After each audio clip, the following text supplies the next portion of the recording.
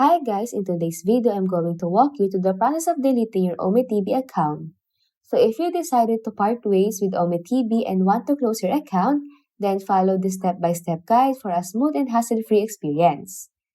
Alright, so to initiate the account deletion process on Ome TV, begin by opening the Ome TV app or visiting the website.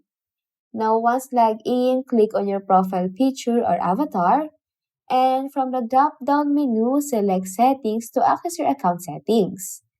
Now, you need to proceed by scrolling down to the bottom of the page within your Ome TV account settings and look for the option labeled Delete Account and click on it. So this step initiates the account deletion process, so ensure you are ready to proceed. Now, upon selecting the Delete Account, Ome TV will present a screen prompting you to specify a reason for deleting your account.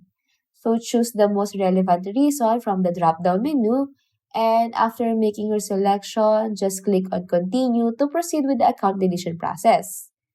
Now, after specifying your reason, Ome TV will seek your confirmation to proceed with the account deletion.